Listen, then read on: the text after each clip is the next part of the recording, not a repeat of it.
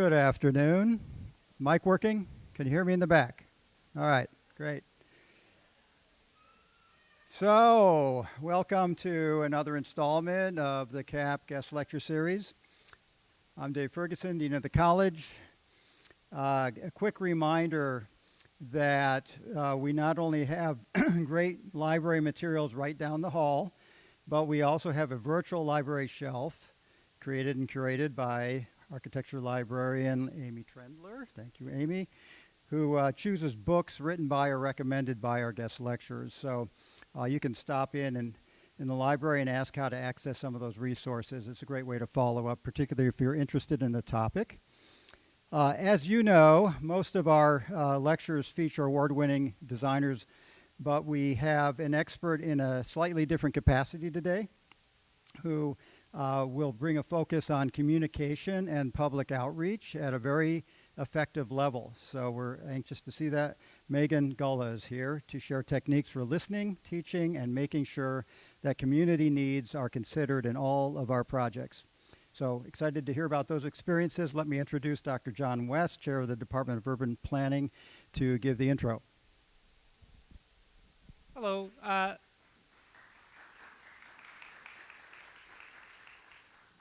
Thank you all so much for coming. I have been looking forward to this for a long time. So one of the things we pride ourselves on here in CAP is being a design college, right? And when we think about design, mostly we think about bricks and sticks and the layout of green spaces, right? But today, we're going to hear from someone who thinks about design in a completely different way. Someone who thinks about the design of how, the design of inviting people in to participate in deciding what gets built, where it gets built. That helps people to engage in the public processes that are involved in the built environment, right? And so I think that this is an extremely interesting element of design and one that applies to all of our professions, but especially urban planning. So you all will see today examples of design having to do with sort of the graphics that are used, the maps, the tools that are used to bring people in, but you also see examples of design that have to do with how do you invite people in?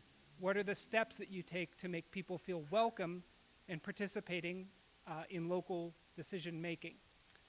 So Megan Gulla is the Director of Public Engagement and Outreach at CivicLex. She has a strong interest in how individuals at the local level can change and shape the communities that they live in. Megan is a University of Kentucky graduate. I don't know what their mascot is, otherwise I'd say go that mascot. But and she works extensively with University of Kentucky students in Lexington and residents on the intersection of place, education, public policy, and journalism. And this lecture will introduce CivicLex and the organization's unique approach to civic engagement in Lexington, Kentucky. 4 recent projects related to city planning will be discussed with details about their scope, public engagement process, and outcomes. The lecture will conclude with other ways communities can incorporate CivicLex's framework into their own public engagement work. And with that in mind, we're going to run a little workshop in this lecture today. I'm going to invite everybody in the room to talk about, to answer some questions about how the city of Muncie or your local community could be more welcoming to public engagement. So I invite you to stick around a little at the end, and we're going to listen to you a little bit. So with all that said, I want to thank Megan for coming, and I look forward to her lecture. Thank you very much, Megan.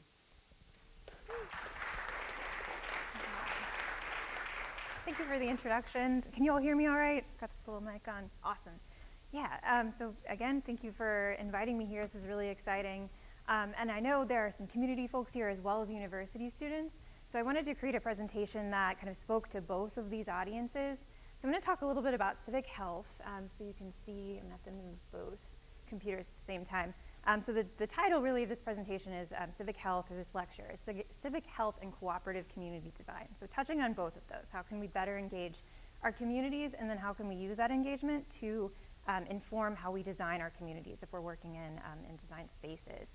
So civic health and cooperative community design. So I want to start with the civic health side first, define the term, and just present some information that will kind of orient us in like why this work might be important, and why other organizations like CivicLex are doing these kinds of, or doing this work in these spaces. And then move to the projects that we're working on that incorporate these strategies in big community design projects. So how can nonprofits and community members partner with city planning and city employees to work on big design projects in your communities. So that's kind of how the flow is going to go. And again, we're going to do a group activity at the end to kind of think through what are some of the big issues that you might be facing in your own communities, and how can you get involved in those and get more engaged with city government. So going on to the first slide, I'm going to go with both of these at the same time. So defining civic health, the term civic health was popularized by the National Conference on Citizenship. If you haven't heard of this organization, it's really great. They do indices of each state. So you can look up your state and see kind of like how your state is doing on civic participation and engagement. But it's a measure of how communities are organized to define and address public problems. And they really think of communities with strong indicators of civic health have higher employment rates, stronger schools, better physical health, and more responsive governments. So if we're thinking it just like they're healthier communities to be in an engagement perspective. So anyone have an idea of what the civic health, the state of civic health is nationally? Anyone think it's good? Raise your hand. No, it's not great. I think we all know that. So we think of our work kind of in these three buckets of civic knowledge, civic cohesion, and civic faith. So I want to explore those a little bit more in detail before we move on. So I'm going to throw some stats at you, but I think they're helpful in just understanding where we are in civic space right now. So when we think of civic knowledge, we're thinking of the understanding of our political structures, processes, history, and citizen rights and responsibilities. So all of these things that kind of make up our sort of civic infrastructure. So 24% of young Americans can identify all three branches of government. Raise your hand if you can identify all three branches. Don't be shy. I see some hands out there. Good job. For adults, it's not that much better. 49% of American adults can name all three branches of government. So we're seeing already a kind of a lack of just basic civic knowledge in our population. 13% of 8th graders are proficient in U.S. history. That's not even distinguished, it's proficient. So again, like a real lack of just basic civic education. And then 19% of American adults can't name a single First Amendment right. Can anyone out there name a First Amendment right? You can call it out, just yell it out. There you go, yeah, that's great. You're already ahead of that curve. So going into formal education, that first slide kind of showed us like, oh, there is a big gap somewhere, and that gap, a big part of it is just our formal education around social studies and civic information. So we think of civic knowledge, again, as structures, processes, history, and citizen rights and responsibilities. When we look at spending on civic education and social studies, $54 of annual federal spending is on STEM per student, 5 cents is on social studies. So we're seeing a big gap in funding, or a lack of funding for social studies and civic education. That translates to about $3 billion for STEM classes, STEM education, and about $4 million for social studies and civic health. And so moving on from that, looking at the media, that's another bucket that we think about and that we work in, and I'll talk more about that of like how CivicLex kind of works in the media. But for the media, again, we probably know that most people, or a lot of people, don't trust the media. 36% of Americans trust mass media to report news accurately. So not a majority of people are really putting a lot of trust in the media. 60% of Americans say it's harder than ever to be civically informed, and kind of an addendum to that response was it's due in part to how much information is out there. I think people are really lost as to what's good information, what's reliable information, and then how to like put that information to use when you have so much of it with the internet and all these different ways of reading news. 74% of Americans see media as a tool to advance political positions instead of informing. So we see media as really opinion. We don't see it as kind of unbiased fact. And that's an issue in news reporting. Like, bias is always going to be something that people carry with them. So it's something as a journalist we think about a lot, or if you're in journalism, you think about a lot of how do you report something in the most unbiased way that you can. You realize you're going to have some bias. But a lot of people are feeling like there is maybe too much bias in our news reporting right now. And then 71% of Americans say watching the news often or sometimes makes them angry. Do you all feel angry when you watch the news ever? Does it make you want to watch the news more? No, you're kind of like, did you you enjoy watching the news because it makes you angry? That's true. I know, that's the problem too, is like, you have to know about, or you want to know about these things. You want to be an informed person, but then you watch it and you're just like, well, what can I do? I can't do anything about something that's happening on the other side of the world. I'm just mad now. And it's really off-putting to a lot of people. They don't want to engage, and that's a problem. Moving on to civic cohesion. So this is a collective sense of belonging and unity among citizens, fostering mutual trust, shared values, healthy disagreement, and active participation. So 62% of Americans don't think people with differing views can come together to solve problems. What do you all think about that? Raise your hand if you think it is possible. Raise your hand if you think it isn't. Not as many hands. I don't see any hands. Cool. 62% of Americans want the U.S. to actively reduce polarization. So a lot of us feel that we are polarized, but we don't want to be that divided. So I think that's a positive thing to recognize. Like, we don't want to feel this way. We don't want to be this way. 58% of Americans find conversations about politics stressful and frustrating. I think we've already covered that. Just like watching the news, if we're talking with our friends or relatives about news topics, it's often a stressful conversation, and you feel like you have to win. You feel like it's a debate a lot of the time, which is the way it's presented. So we really don't have a healthy way of discussing like civic topics in our culture right now. And then 20% of Democrats and Republicans called violence acceptable if committed to achieve my idea of a better society.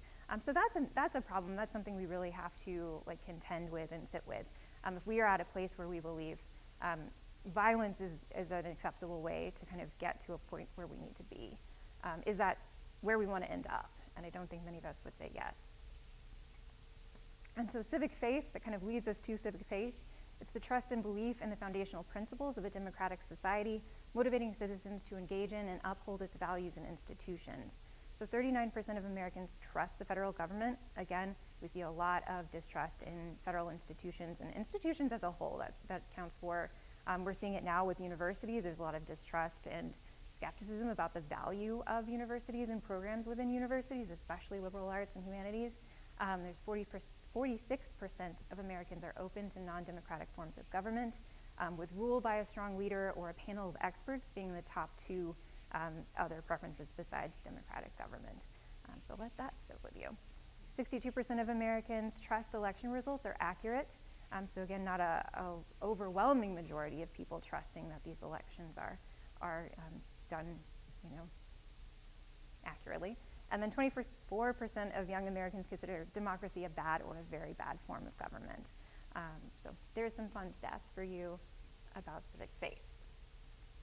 So we think these challenges are best addressed locally, and I kind of touched on it, but again, a lot of these issues on a national or a world level are just things that we can't really do that much to influence. You can write your congressperson, but depending on what state you live in, they might listen to you, they might not, and there's just not much you can do beyond that to get things done.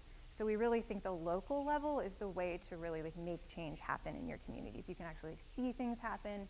You can have an influence in your community on a local level that is much harder to do on a state or a federal level. So looking at a local level, what the engagement looks like. So Americans are much more optimistic about engaging at the local level than the state or federal level, what I just said basically.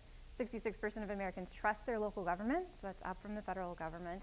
61% of Americans think communicating with a local leader can cause change, which is something we've seen in Lexington. Again, it depends on like your government, like your government in your city. Some governments are going to be corrupt, and that's something you're going to have to kind of work against. In Lexington, I feel like we're lucky that we have a very transparent and non-corrupt government, so it makes working with them really easy. But again, not every city is like that. 56% of Americans are optimistic that people can come together across divides locally, so much more willingness to like bridge those divides on a local level. And I think again, it's because people see their neighbors, and it's much harder to feel like you can't work together with your neighbor or with your community rather than someone on the other side of the country. And then 73% of Lexington residents want to get more involved locally. So we see that in our community. Again, every community is going to be a little bit different, but in Lexington, residents want to be a part of the decision-making processes in our city.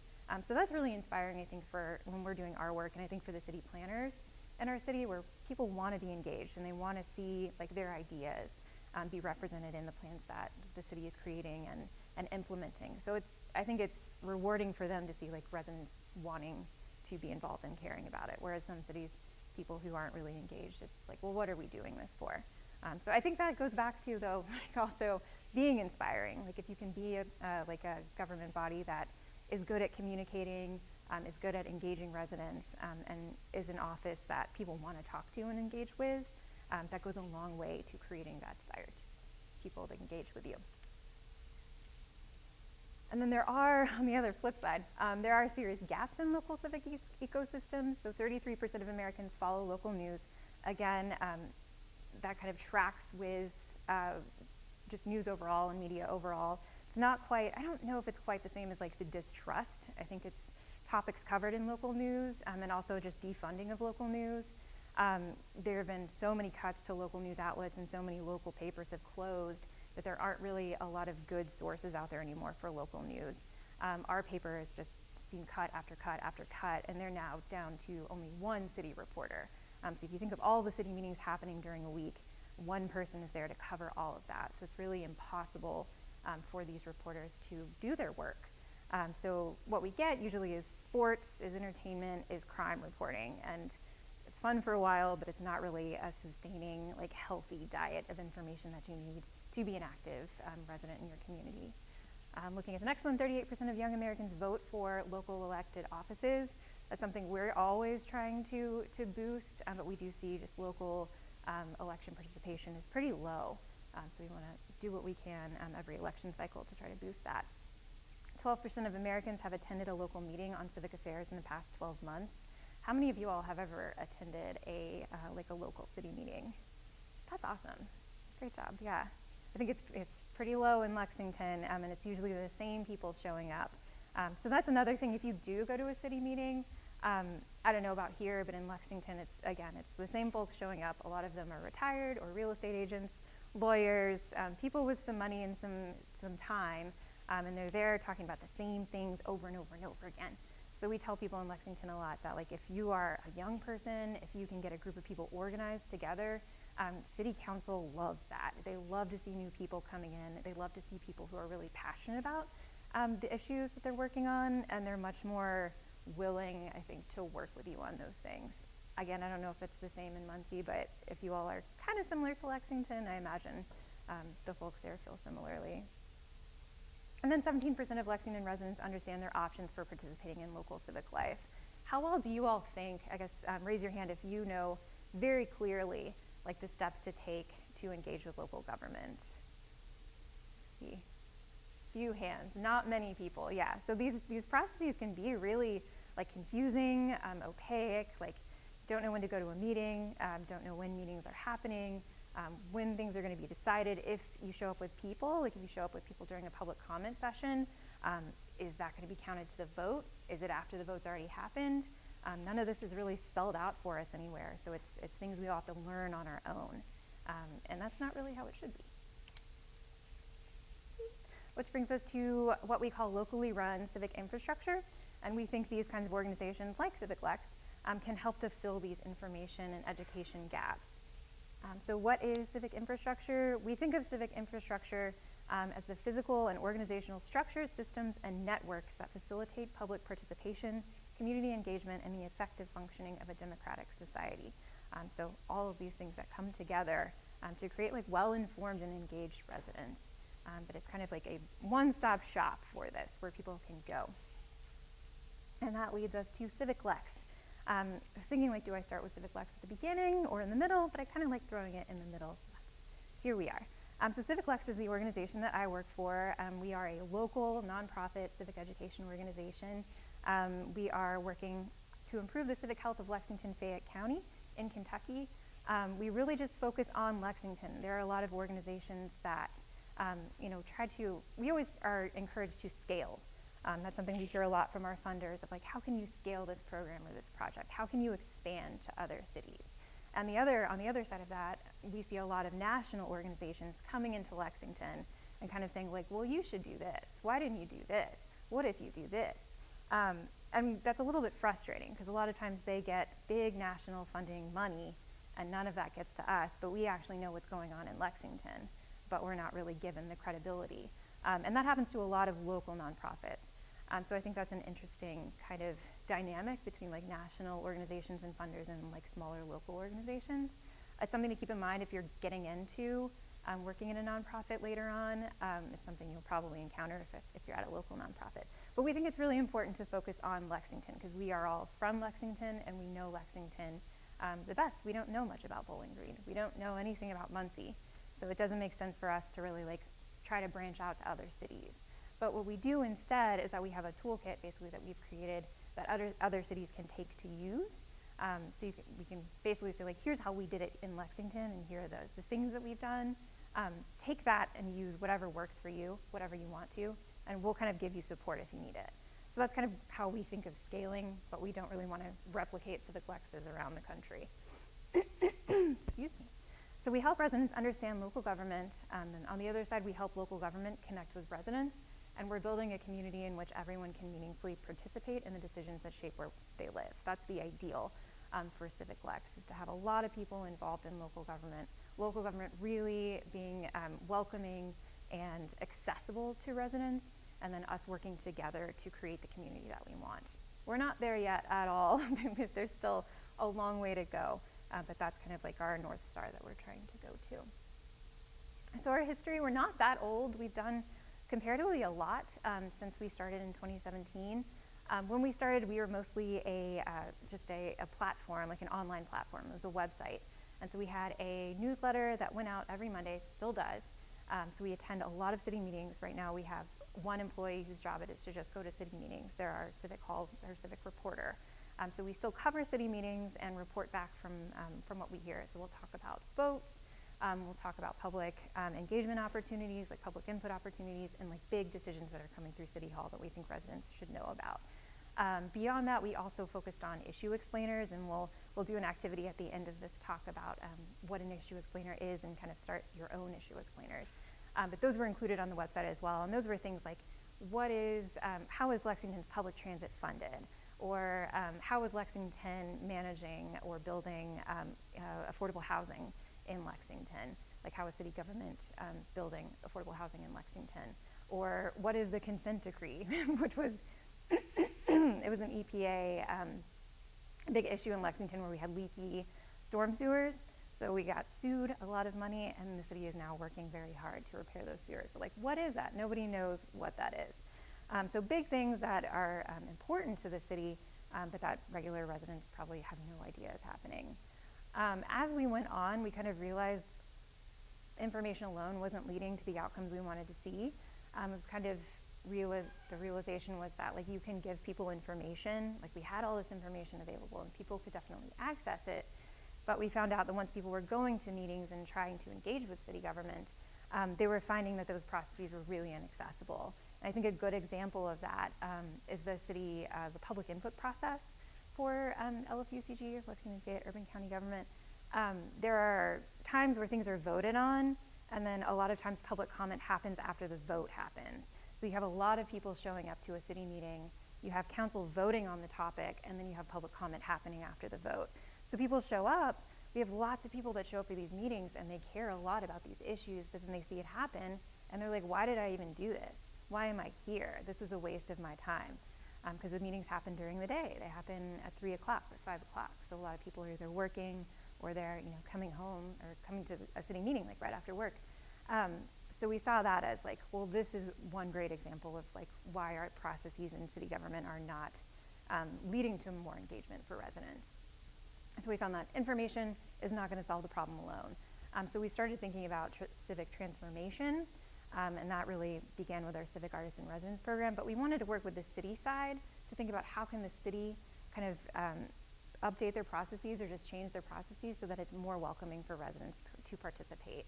So with that Artists in Residence program, we installed 3 different artists in 3 different divisions in local government to help them re-examine like how they communicate and engage with residents, and then also internally. So looking at like how they communicate and engage throughout LFUCG and then also with residents. And I can tell you more about that. I'm not going to focus on that project, but that was kind of the beginning of our civic transformation projects. I think it's an interesting, it was a really fun project, but a good example of using art in a way that you wouldn't maybe expect in like you think of civic engagement or local government. You don't think of that as being a very arty environment, but all of us at CivicLex kind of come from an arts background in one way or another, and art and creativity is really important to our work and our practice. We're like, let's create as many opportunities to incorporate art as possible, because art is just basically like creative thinking. It's different ways to solve a problem, and that's the issue that we find in local government, is that it's so stuck. So incorporating creativity into processes is one way to kind of break that a little bit. Break it in a good way, not break it in a bad way. And then we adopted the framework of civic health and what we call the 5 civic strategies in 2023. So this is kind of like an expansion. So over time, we've really like experimented with a lot of things. And we keep coming on like, okay, we need to address the city government side, and okay, we need to reframe how we're thinking about things. So we're still a very like dynamic organization, still figuring things out, trying a lot of things. A lot of our programs are like the first time we've ever done a program, so it's always an experiment. And I think it goes back to that like creative process. Like everything we do is kind of just like this project, this art project, creative project thing. So it makes it an interesting place to work for sure. And some of the outcomes, just what we accomplished. This is 2022. We're working on all of our numbers for 2023. So I wanted to use 2022. We did 66 in-person educational workshops. So those were all either just like basics of local government. We had workshops on the city budget. We had workshops on how to advocate for an issue at the local level. Again, like we don't do advocacy, but we encourage people to advocate for the things that they care about. And then our final one is on the comprehensive plan. So it's the city's guiding planning document. It's huge. It's like 500 pages. You can't really like you can't really expect a regular resident kind of to read through that on their own. So we wanted to create a workshop that was explained it a little bit in a more user-friendly way.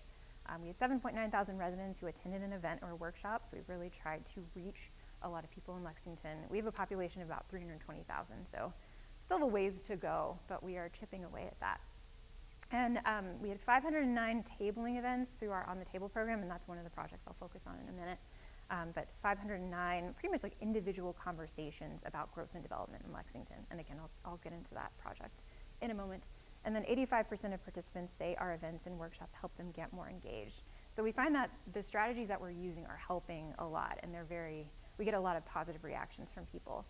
So I think it's pointing the direction for other organizations maybe like attempting to do this work, or folks in the community who are thinking about doing this kind of work. Like these strategies work. And again, 80,000 with the number of times CivicLex weekly City Hall Digest was read. So we do have a pretty wide reach for our weekly newsletter. So we're really proud of that. We have 5,000 residents completed surveys about civic life in 2022. So we did kind of a big civic survey, just seeing like what people thought about Lexington and living in Lexington. And we had 32,000 civic actions taken through the CivicLex weekly. So that's like individual clicks, like public input opportunities, things like that, people engaging with the newsletter. And then 26,000 voters used our election resources to plan their ballot in 2022. So again, we have a fairly wide reach for education resources. And again, we see that as an issue in Lexington of getting more people to vote. We're updating that for this year, so we'll have the new 2024 version. So we're excited about that. And we are at the halfway mark. Our larger impact in 2016, it's looking at just at council races. We feel like there has been at least like some impact. We can't claim that we did this alone, but I think like people being more engaged helped more candidates be involved in elections. In 2016, there were 9 uncontested city council races. In 2018, there were 4. In 2022, there were none.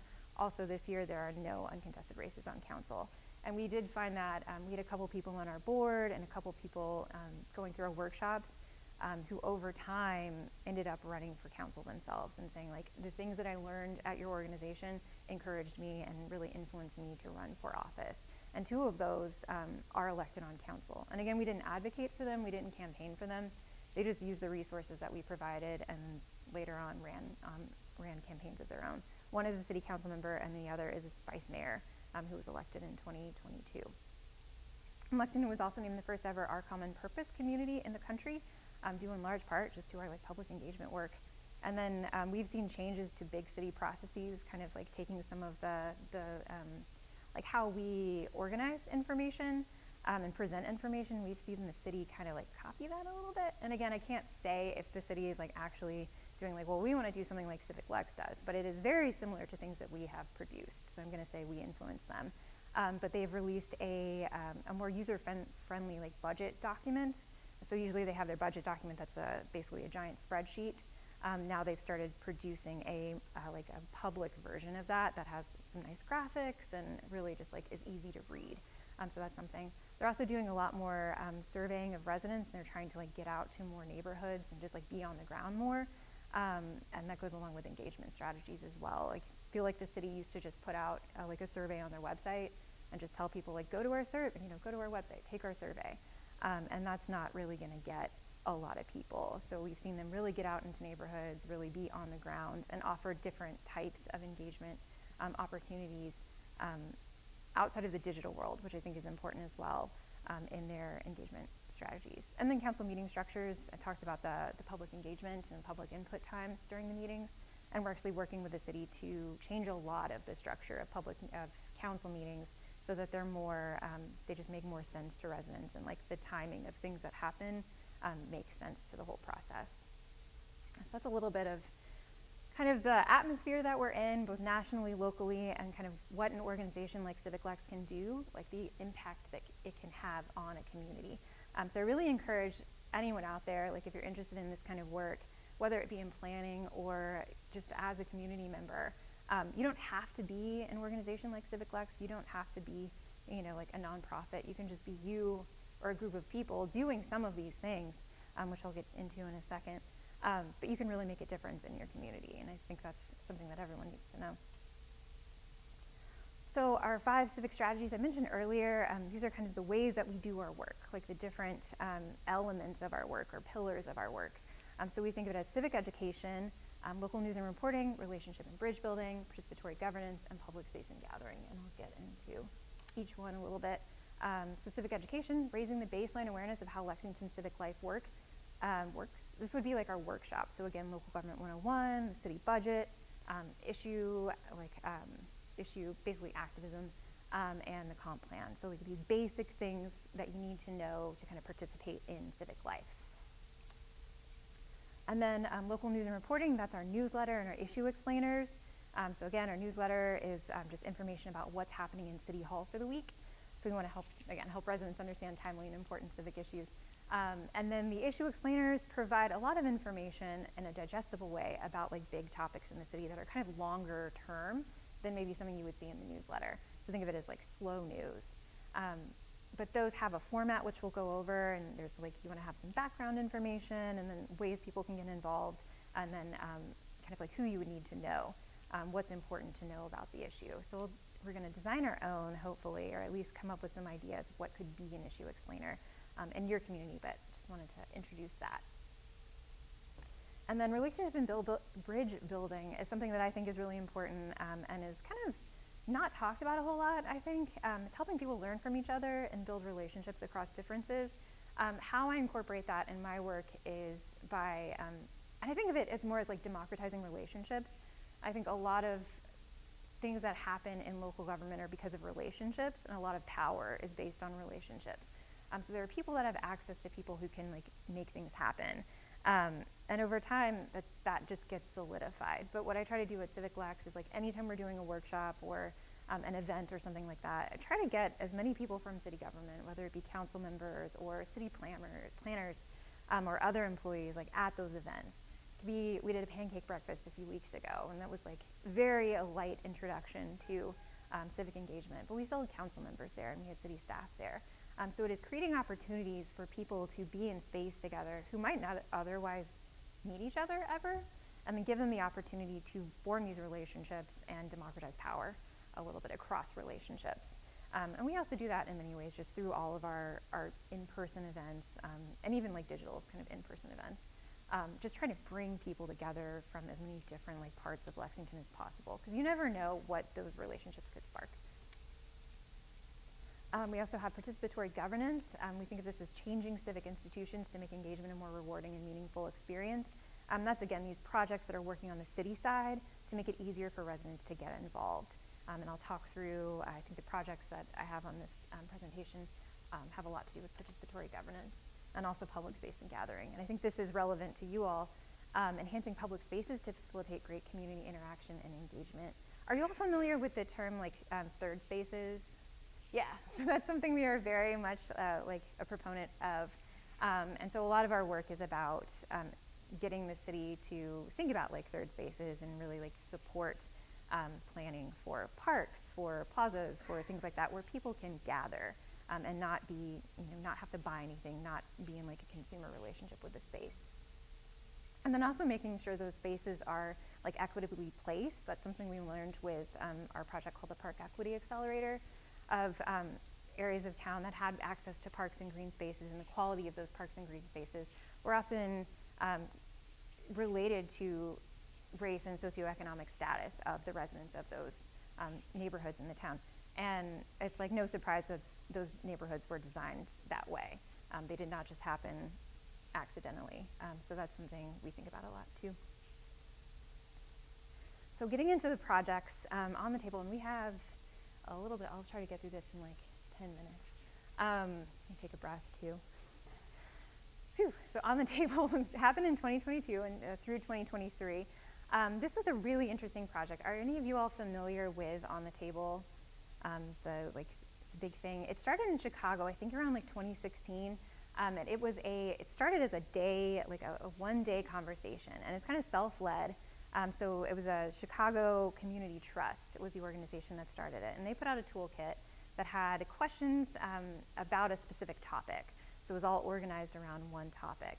And so people could just go and pick up these toolkits. You could have conversations, in your house, in a library, kind of anywhere. It was encouraging people to gather in space and talk about, some issue in their community. Lexington adopted that through our community foundation, and then it was passed to CivicLex in 2020. We organized an event, but then the pandemic happened and we had to cancel it like the week before. But in 2022, it finally happened. So we expanded it out to a week instead of one day, and rather than have it be on a topic, because we had found that strategy kind of like lost its momentum after a few years. I think we did 2 in Lexington, and people were like, well, I don't really see the point of this after the 2. It was like, oh, this was fun, but nothing's really happening. So I think that was something that was important about On the Table. The one that we organized too was that like there was an outcome to it. And how we did it was we had the conversations. The conversations were around the update to the city's comprehensive plan. So that was coming up. We knew it was due. We're like, hey, this is a great opportunity to get public engagement. So we approached the city saying like, hey, we're doing On the Table. This could be a great time to get public input on this update to the comp plan. They were like, oh yeah, that's a great idea. So that worked well for us. And they helped us a lot with coding, and I should jump into that first. So it was a conversation, and then it was also a survey. And that was an important conversation as well, because there were some folks that really wanted a survey, and they thought that was the most important thing, like the data is the most important thing. And there were a lot of other folks that were like, no, the conversations are what's important, like the community is what's important. Really, both of those are important. Like you need data to convince people and kind of like know that what you're doing is working, but you also need bringing people together in space and communication, because that strengthens civic fabric and civic cohesion. So we really wanted to focus on both of those things. So we had the conversations, and then we had the survey as well. And what ended up, if I can find my notes, sorry guys. Yeah, we had, so with our survey, we had over 15,000 usable question responses, so 15,000 responses, 20,000 codes tagged. So we worked with the city planners to tag each response in the surveys. So we were all in this big room coding things together. And that gave us over 50,000 data points about how Lexington is growing and changing. It's the largest public data set that Lexington has available. So something we're really proud of, and something that you all could organize. Like it wasn't, like brain surgery or anything like that. It was a big project, but it was worthwhile to do. And the city then used those answers to inform the updates to the comp plan. And with that, they had the 5, and they're really focusing on these things. The top 5 responses were walkability, bikeability, and accessibility, public transportation, amenities and quality of life, environmental sustainability and resiliency, and then style of development. So we see those priorities really reflected in the comprehensive plan, because they're really trying to center pedestrian access, bikeability, like all of these things. They're really trying to center that in these new updates to the comp plan. So that's one way that you can see that like public engagement can really inform city planning and design practices. But again, there's the 2 components of like the survey part and then the community conversation part. And I'd say like don't focus on too much on either of those. They kind of work together in a really beautiful way. And you can see these are the civic strategies that we use. We talked a lot about just the whole process itself during, on the table, and after. We reported out about the city's, just how the city was progressing with the comprehensive plan update. It was all participatory governments. We're trying to get more residents involved in the planning process. Civic education, we were doing workshops about the comp plan to get people more familiar with the document itself and the city's goals. And then it was public space and gathering, because we were encouraging residents to gather in spaces throughout Lexington. So again, that was a self-guided conversation and survey over the course of a week, so people could just gather anywhere they wanted to with whoever they wanted to. We kind of jumped around and hosted a lot of conversations ourselves. The city hosted a lot of conversations, libraries hosted conversations, but in the end, we had a lot of information come from that and a lot of positive interaction from residents. And we see it now in the direction the city is taking. Another project is the Lexington Park Equity Accelerator. So this was late 2022 to continuing this year. Time. Look at a time. Yeah, I'll try to get through this pretty fast. But our goal for this project was to help residents understand and get more involved in planning and decision-making processes for parks and green spaces in Lexington. So that whole realm is like almost different. It is planning, but then it's not. Parks and Recreation is kind of its own beast in local government. So there are a lot of meetings that happen, a lot of governing bodies that people need to be aware of if they're interested in advocating for parks and green spaces in Lexington. So we did focus groups, we met with a lot of community organizations, and then we hosted neighborhood meetings kind of in the areas of those community organizations. So we were really intentional about engaging residents kind of where they are near park spaces. And with that, with the goal of just getting more people plugged into these planning and decision-making processes. Those are the civic strategies you can see: public space and gathering with parks and green spaces, again, participatory governance, civic education. We were doing a lot of civic education about the history of parks in Lexington. We worked with 2 researchers to really highlight the history of segregation in parks in Lexington. That happened a lot in Lexington, and a lot of people don't know about it. So we felt like that was an important component of the project, and it was also relationship and bridge building of bringing city employees from Parks and Rec and Planning together with residents. Imagine New Circle Road was 2023. We did public engagement for the city in a consultant role, so that's another kind of way that a nonprofit or group of individuals can be involved. But New Circle Road is an area, it's a road that goes around Lexington, and the north part of it is like a big strip mall. There's a lot of car dealerships, a lot of just like one-off businesses and things like that. It's not walkable, it's not bikeable, it's really dangerous. People have died on the road. So the city really wanted to do something about it and try to like make it better. So we kind of walked around North New Circle Road, interviewed a lot of the businesses and residents, because there are neighborhoods around it as well, and placed door hangers on people's doors, asked for them to fill out a survey. We were just trying to get in front of people and get their opinion on what could make this space better. And with that, the city took that information, wrote a report, and then submitted a grant to the federal government and ended up getting $21 million. And they are now working on a plan to revamp that road, which is really exciting. So that was a cool project that we worked on that we really see tangible results from. Almost done, I got one more. The Urban Growth Management Plan 2023-2024. The city is expanding. They've decided to expand their urban service boundary, which is kind of the area where people can live in Lexington. We've added 2,800 acres to it. but we still don't know quite yet what we want to do with it. And expansions in the past have happened, and they've been really chaotic, and just like they haven't really worked well for residents. So the city is really trying, based on the comp plan, what we heard from the comp plan update, really trying to design those areas with those priorities in mind. So we are working with the city again in a consultant role to get public input for how people want to see those areas designed. Again, we're hearing a lot, people want parks, they want to be able to walk, they want to be able to bike, and they want amenities in those areas. Not something we see in the most recent urban expansion areas, so we definitely want to see the city kind of do the right thing with these new additions. And then coming up, we have the Park Navigator program, which is another kind of offshoot of Park Equity Accelerator.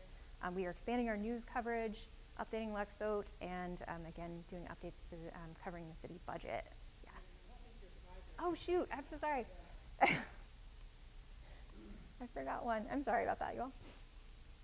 And I'll send this out to you if you want to send them the presentation. I'm so sorry. You should have told me sooner. And then some quotes just from people from Lexington. We have a council member who's really noticed a difference given CivicLex's work. She reads the newsletter, but she can also tell when residents have read it because they're coming to her more informed and able to really like navigate better. And then from Mr. Cook, who is a local activist, kind of, again, like opening doors for people who want to be involved in these spaces.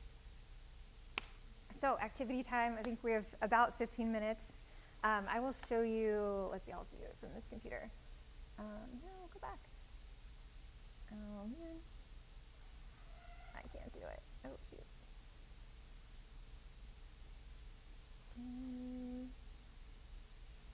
I don't know how to do it on here. Can I get tech help? In a second, we'll find a way to bring this up on the screen. Every time I click on it, it just goes to the next slide, so I don't really know what to do. But it has an example of an issue explainer. So again, this is like a big topic that's important in your city or something you might want to know more about, but just don't know. You're like, well, how does like a bike lane get built or get installed in, you know, like on campus or something like that? An issue that you're curious about but may not know anything about, may not know how to make something happen. We look at these kinds of things and really like just delve into it and create something that's very user friendly, and then, you know, have it available for residents to use. So I want to break into small groups so we have some time. So just like in the kind of where you are, if you want to break into 3 to 5, we'll get started. We'll bring up the issue explainer thing. And then I want you all to think through these questions just as a small group. And then it's kind of a basic activity. You can pick one person to kind of share what you've thought of. And the goal of this activity is to generate some ideas for actual issue explainers that the class will work on together. So that's what we want from here. We want your like most kind of ambitious issues or the things that you really want to know about, like how does this work in my city and how come no one knows about it? So yeah, let's break into groups. We've got about 10 minutes, and we'll get the issue explainer thing up here so you can see what it actually looks like.